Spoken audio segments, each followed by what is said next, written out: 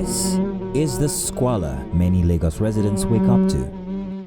It didn't happen by accident and it didn't happen overnight, but gradually, quietly, until it became part of everyday life. You see, waste does not spread like this without a system failing somewhere. And in Lagos, that system has a name.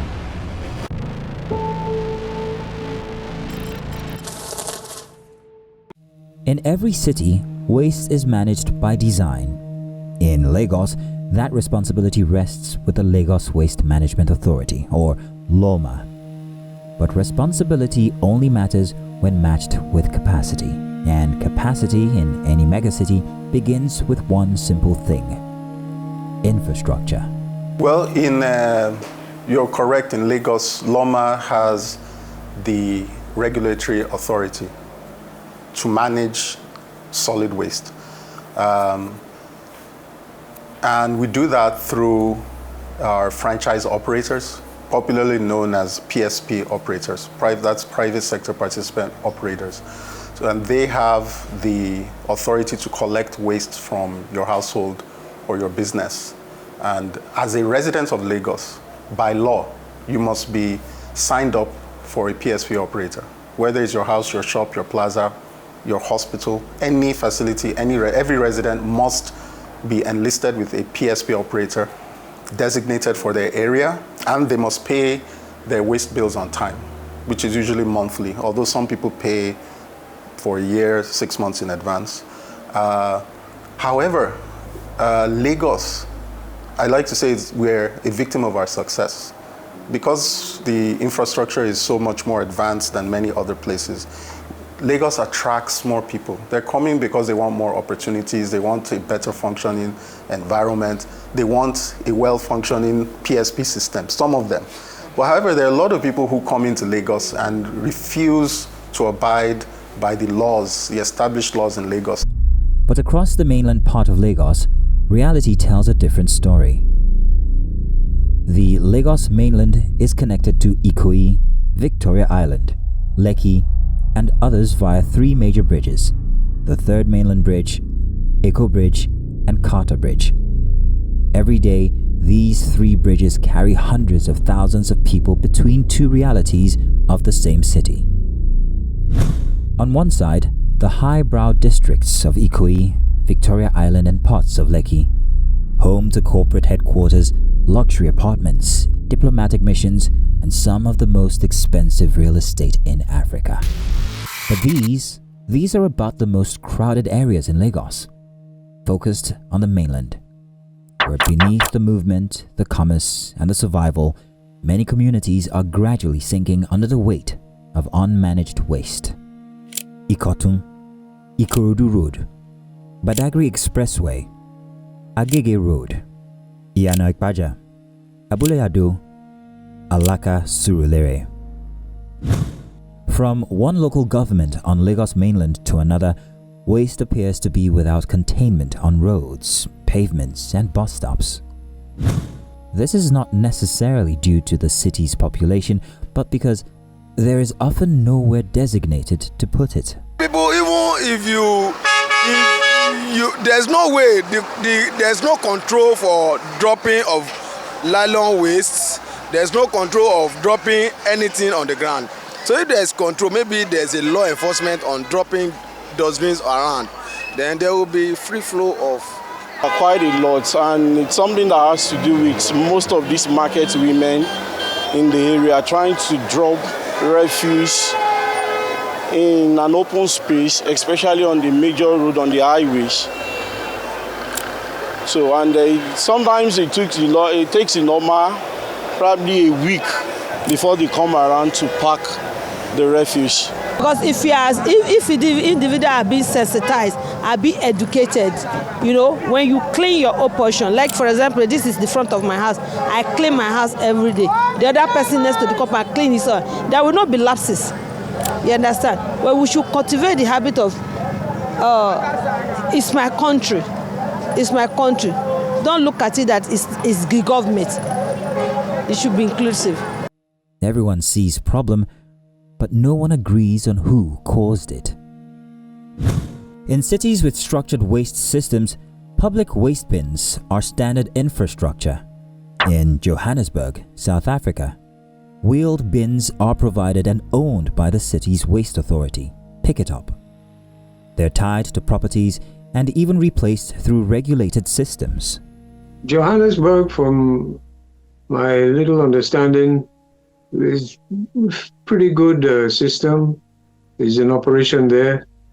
But it's not just one ministry that's concerned. The Ministry of Tourism is also very, very concerned about it as well. So it's not just the Ministry of Health, it's not just the Ministry of Environment, it's also the Ministry of Tourism and Economic Affairs, because Johannesburg plays host to a lot of visitors, of tourists, and tourism is one of the mainstays of their economy. Likewise, Nairobi hosts a lot of tourists on a very regular basis all the year round.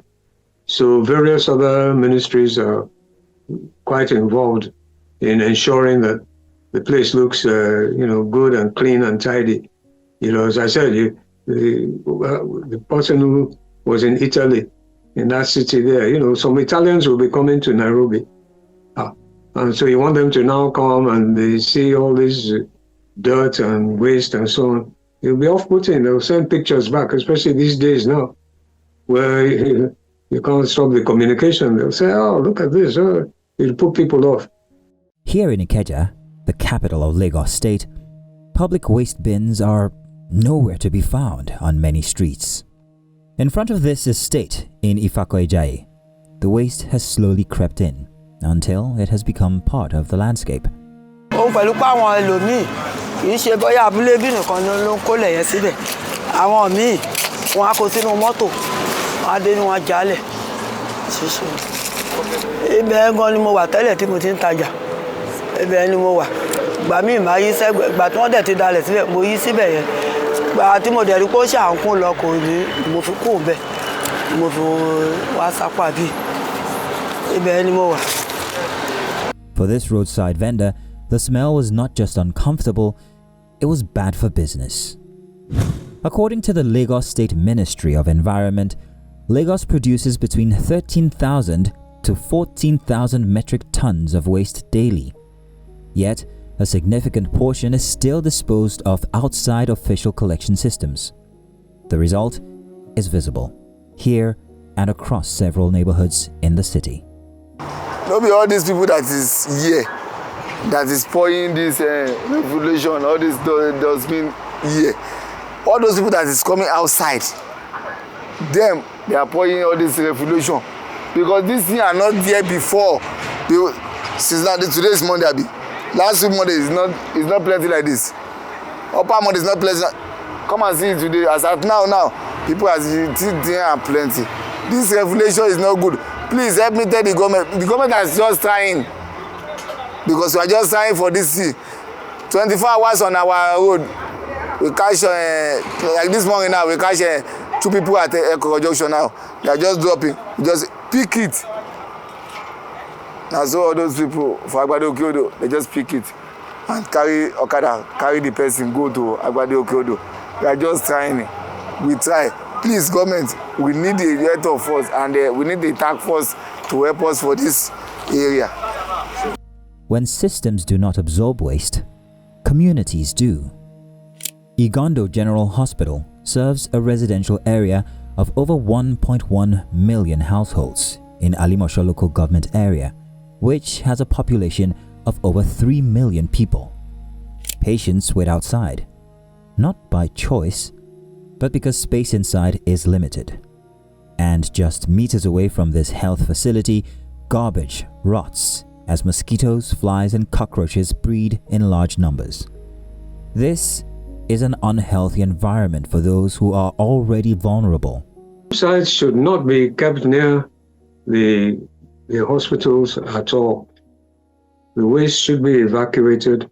In fact, even having dump sites in the middle of where people are living, because at the very, very, very least, they'll be given off fumes that will not be very palatable and that could, contain some toxicity And then again, if the site is very close to a hospital, who knows what some of the waste of the hospital could end up going, you know?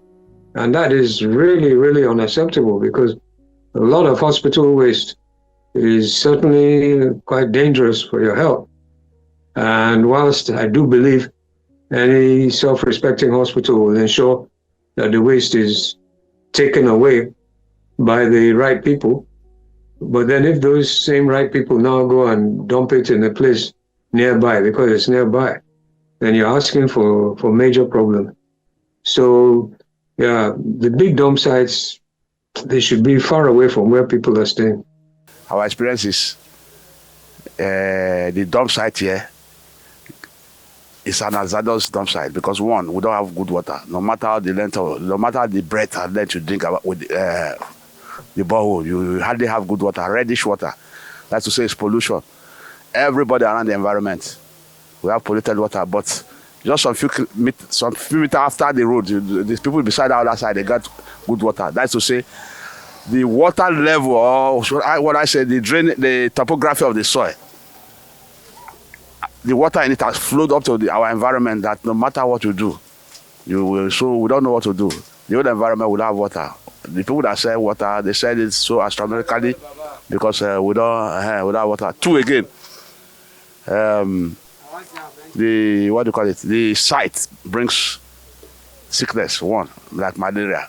You know, Africa is laden with malaria, fever and everything, and mosquito. The clog of mosquito here is so much that everybody will get sick every time, and that is true. Therefore, odor too, the odor is so disturbing that even the general hospital, they feel it. And so we don't know what's happening. So we think before they should establish something like a dump site, they should have thought about the general hospital. One of the worst is because the general hospital is for health, for saving of people, but now the dump site itself is disturbing. We that stay here, we feel it. Not talking of the patients that are sick. That was digging. It's not a dump site. They are digging. You know, as a new site, when you bought land, filling, you understand? You can see the particles there. It's digging sites. They sell sand for people parking trailer. So unfortunately, the government hijack it from them, turn it to dumping site. You know, anywhere they are digging or anywhere fire cause, it automatically is for government, because nothing they want to do inside. That was the house we are staying before. People are staying there before for a long time. So unfortunately, the water, when they channel the water, erosion take over everywhere. In the midst of the dump site, individuals called pickers have turned this space into their abode, leaving the community feeling threatened by the presence of these unknown individuals. They said I've moved the dumping site from here to Badagry, but still, people are still there. Those people that are here, now, that those that are working with the Norma before they left, crowds of people, different people from all those from different places of Nigeria, Hausa and everywhere, they are here. Now they have moved, even outside the country, most of them are here. So it's a real risk for us. Most of them don't have house. They beat shanks on. Most of them, thousands of people stays up there, and so that's even a risky affair to us. In Lagos, fear often silences those most affected. Many residents feel unable to speak freely about the conditions around them. But silence does not eliminate risk, and in this case, the danger is clear. A dump site of this nature, situated near a hospital, poses significant and immediate health concerns. Mosquitoes, disease risk. The dump site next to Igondo, in Igondo General Hospital, endangers not just the health of patients, but workers, who work in that environment and residents within that environment. Because when you have an open dump site like that, it provides breeding space for pests. Rodents breed in that place. Rodents can transmit Lassa fever, plagues. You have cockroaches that can transmit cholera, typhoid. You have flies that can transmit dysentery and all of that.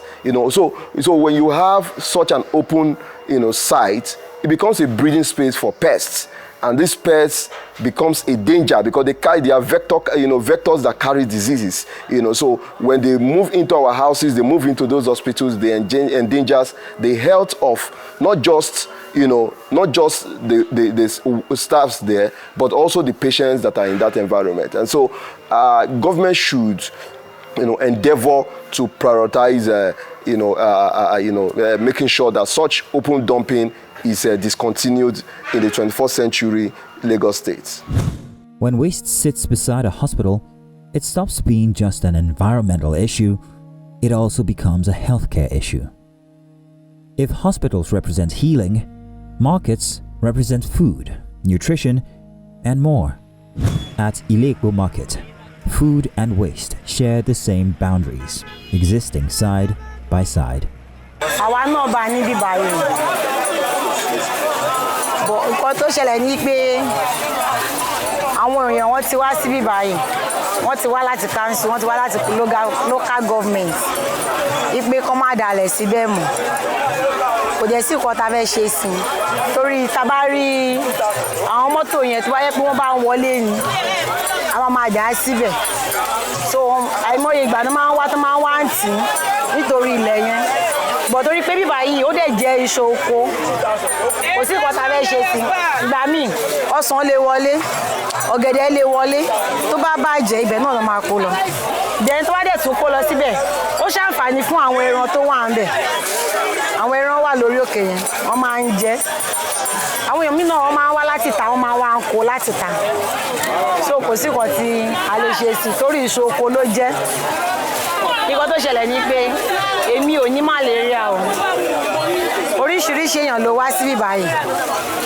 So àwọn èèyàn náà dẹ̀ wà lókè yẹn tí wọ́n ń gbé bẹ̀. Tọ́kọ̀ nǹkan tó kọ́lé síbẹ̀. Àwọn èèyàn wà ńbẹ̀. So bá yẹ pé wọ́n bá ní bóyá problem kan àbí nǹkan kan, èèyàn máa rí wọn tó máa gbé wọn kọjá. Bọ̀ Ọlọ́run forí ọ̀fẹ́ gbà wá níbí báyìí. So a ní problem kankan bí báyìí. Tó bá yẹ pé wọ́n bá gbé mọ́tò wọlé fún wa, àwọn máa dalẹ̀ yẹn, àwọn máa dàdọ̀tí yẹn, àwọn máa dà síbẹ̀. Bọ̀ torí kò síbi tá a lè dà á sí ju bẹ́ẹ̀ náà lọ. Kò síbi tá a lè dà á sí ju bẹ́ẹ̀ lọ. To have food markets anywhere near an unmanaged waste site is a terrible thing. And the risk is spreading disease. Spreading disease. But supposing you were the one who went and allowed this thing to happen near the market, as a result, somebody went and got some nice food for their children, and that food was contaminated with a deadly disease which your children ate, maybe the fruit because you didn't cook the fruit or whatever. You don't cook fruit, usually pawpaw or something. And then those children get sick, and maybe those children die. There are fundamental consequences for who enabled those children to die. It wasn't the mother. Maybe she shouldn't have gone to that market, but maybe she didn't know because she hadn't been enlightened and she just assumed that the food would be clean. Inside the waste, life continues. Recyclers gather here daily to pick through all manners of things to fend for their survival. There are claims that some of these supposed pickers work with or for the state. It is very, very unhealthy. But you are aware? We're aware. We've allowed it up to now because, yes, they're providing some value because they're taking, some waste away from the dump site, but it's not ideal. And we're going to wind that down. Now, for those the reason I gave you a number, I said we have 3,500 scavengers. Yes. We've enumerated them. And we're going to move them to the last mile collection from the households and the businesses. I mentioned that we're going to make sorting at source mandatory. One of the problems that those who are sourcing at source at home already have is the collection. When if you accumulate your PET bottles or your paper, your newspaper, you start looking for somebody to come and collect it. So we're going to organize this group of scavengers who already know valuable materials, put them into uniforms, give them ID cards so that they can be the ones going and cargo bicycles, so they can go from house to house, collect your recyclables and take to the storage facilities for the off-takers to collect. That's the future of waste management.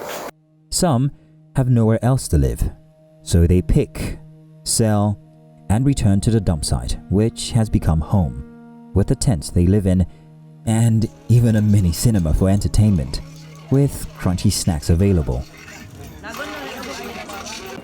Because Nigeria is a place where we don't find out, we don't do autopsy, we don't find out what killed people.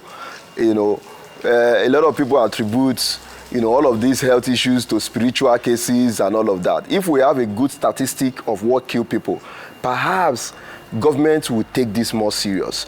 One of the dangers they face is malaria. Currently, Africa accounts for 97% of malaria cases. Nigeria alone accounts for 39% of malaria cases. Globally, 39%, one single country. And that means Nigeria has the highest rate of mosquito, mortality, annually. And so that is a great danger. So what that means is that you can't say you want to start curing malaria by using mosquito nets, because where you went to the market, the market women don't use mosquito nets, in their business place. You don't use mosquito nets in your churches, in your mosque, and all of that. So, number one is malaria. They are going to face they're going to have a serious spike in malaria, within the market. Then you also have cholera. Most of these, because you're having a dump site close to a market, you're going to have different pests, cockroaches crawling on the food, and as a business, a small business owner, when you see cockroach crawling on your food, you just use your hand and remove it, and you sell it again, and people will buy it and eat. Vegetables, vegetables, some of them, they store them in the market. Cockroach, before they come back the next day, cockroach will perch and all of those things, and we buy it, and people buy it, and they eat it. Then you have rodents. Rodents goes and eats some of the food. They go into the stores, into their stores, eat Indomies, packs of Indomies and all of this packaged food, and they still will just pick the rodent and throw it away and sell it because they don't want to run at a loss. So it's a very serious health issue. You have people, selling water within the market. In fact, when you go to that market, there are people who grind pepper, who blend pepper. Now, those people, the water they are using to blend that pepper, it still comes from that vicinity. And the water, the wastewater that drips also flows into, the wells, the boreholes, and all of that.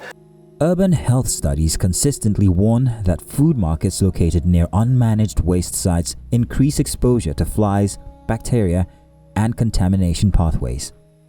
At Doi bus stop, the smell greets you before you set eyes on the trash. As a customer here, you exchange pleasantries first with the garbage before the seller beckons. But the bigger fear is not the waste. It's the exposure of everything that ends up in your stomach. To most Lagosians, this has become the norm, a way of life. Oftentimes, the argument is unending. In Ojota, the Olusosun landfill dump site is probably Nigeria's most recognized dump site.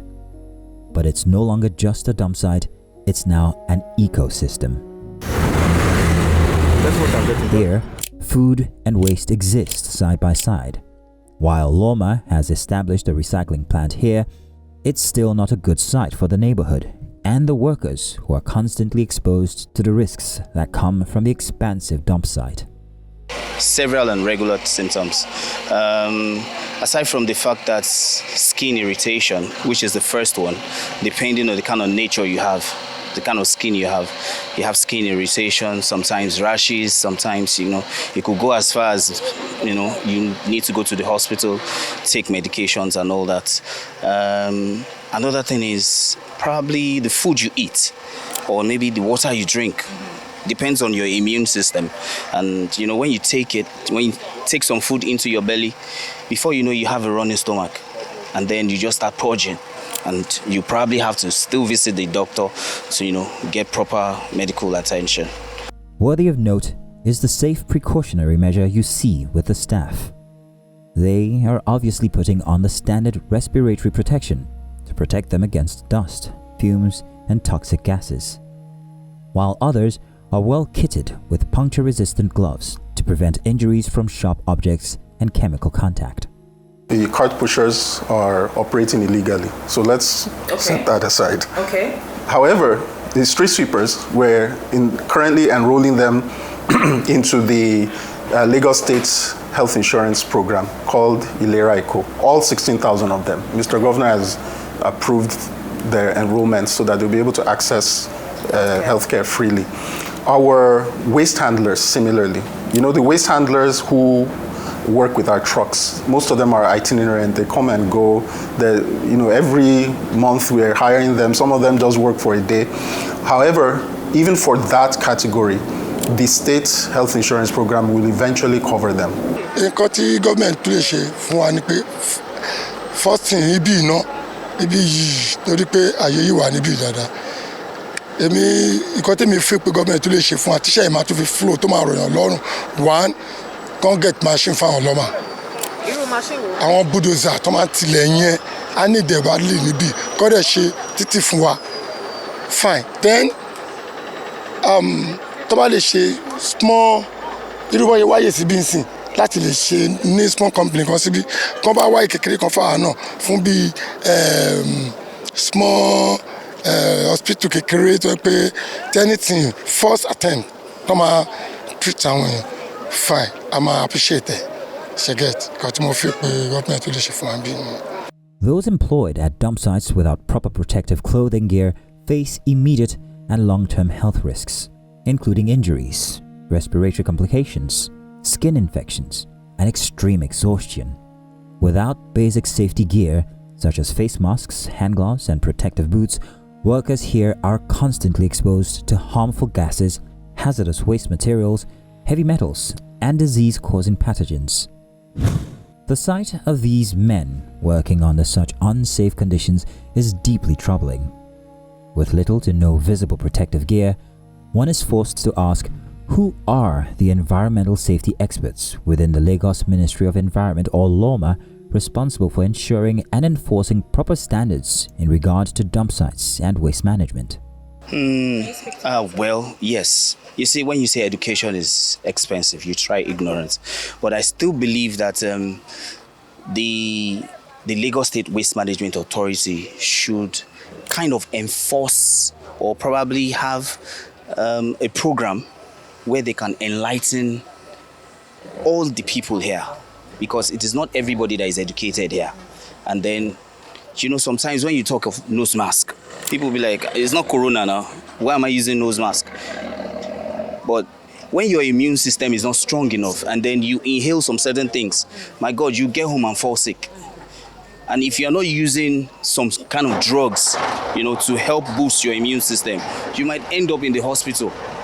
So that's why I, as a person or individual, would say, if the Lagos State Waste Management Authority can, come up with regular programs to enlighten people here why they have to use all these necessary things that they said they have put in place, it's good. While dealing with the existing issues of the known dump sites, there is a new dimension to this problem in Lagos. Opposite a government school for the Orile Igomo community, the smell from the canal is strong enough to distract the students from learning. According to ResearchGate, a dirty, foul-smelling canal located next to a school presents significant health risks, possible respiratory problems caused by hydrogen sulfide and methane gas release. These can cause headaches, nausea, dizziness, as well as eye, nose, and throat irritation. Shit. There's a lion. They push it inside the line of trade. The World Health Organization's research found that there are mental and learning impacts of having a dirty, foul-smelling canal next to a school. The odor can cause stress, anxiety, and lowered morale, which affects students' concentration and overall well-being. At Abule Ado bus stop, petty traders and shops around here have turned a major road into a mini refuse dump. This bus stop is less than 2 minutes drive from the Oriade LCDA, which is the office of the chairman of the community. While at Alakija bus stop, less than 3 bus stops away from the Amoord office secretariat, is a dump site in the making, a massive expanse of land, accommodating refuse from the neighborhood and beyond.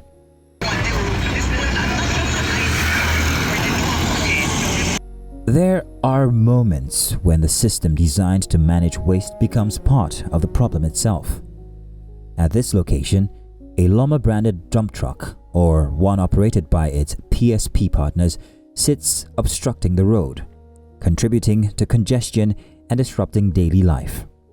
For residents and traders, the impact is immediate. But beyond the inconvenience, this points to a deeper issue of oversight and accountability. If Loma and its partners are part of the challenge, then who is ensuring standards are upheld? Who addresses the consequences for those affected? And who ultimately answers for the breakdown in responsibility? What I see is that if you ask the person where the visitor here about this Loma where they carry come, would they tell us tell them say maybe motor spoil or fuel no dey. Now wetin they tell us every time be that. They no have choice now. We have to shade market, we chop. That is why we stand here. Yes, it's bus stop normally, but many years ago, understand, they're not using this bus stop. So Loma people come use direct way. They come cheap them here. They will here at their bus stop to those bin and all those refuse. That's one thing. It's almost, I call it almost 6 years or 8 years now. There is a cabin that was dropped beside the road. So usually you see it overflow and bin will be everywhere. Death will be around the area, seriously death. This growing menace at the end of Eric Moore in Surulere is a few minutes away from a beverage factory, makers of some of Nigeria's most popular alcoholic and non-alcoholic drinks. It's also less than a minute's drive from another factory that produces one of the country's most popular noodle brands. This dustbin where they pour for here, we say we don't even already like it. Because before say we don't do the security of this dustbin. The security come from Alausa, but they know they pay us. So now people come carry the dustbin, they put for there, but we don't get power to pursue there. When them come, if you try to pursue there, they will carry the dustbin, go and keep for some place. Then from midnight, they will carry the dustbin, come and pour for here. Because what people say no security. But if they give us as a go ahead, we'll do the security. 24 hours working job, we do it very well so that there will no pour dustbin here again. Now all those aboki now learn to call the pour all the dustbin here. They are carrying it with truck from inside estates because all those estate people, because no man know they pack their dustbin again. Now all those aboki where they push truck, now then they give the dustbin. So when they carry the dustbin, they will just pour the dustbin anyhow. While the debate on the performance of the Lagos Waste Management Authority in the delivery of its mandate to the people continues, experts say residents and the government must work together in actualizing a clean city. Both the government, both the people concerned, because if there is a law enforcing it, and the people have to cooperate, you understand, because a governor that is living in Alausa, you understand, he cannot come to Agege here to enforce it. So the local government have to do their work. The Commissioner for Environment have to do their work, and also the people, you understand, have also to contribute, you understand, to make the environment clean and decent. In Lagos, we operate what we call the polluter pays principle. I mentioned earlier what we have in our law. That's the Environmental Protection Law of Environmental Management and Protection Law of 2017, which says that you must pay for the collection of the waste that you're generating. So it's the responsibility of every resident to pay the PSP operator for their waste. However, that doesn't mean that the PSP operators are allowed to do selective service. that's against their franchise agreement. They should collect your waste, and then they can share details of defaulters with the government, with LOMA, and we assist them to do enforcement. They can even take you to court through the magistrate courts and the environmental health officers. And I know a lot of people would have had some kinds of issues. So you know it's not something that people are not aware of. But what we tell the PSP operators is still collect everyone's waste, keep a record of those who don't pay you, and then we can work together to ensure that they pay up. But between responsibility and reality, the gap remains visible.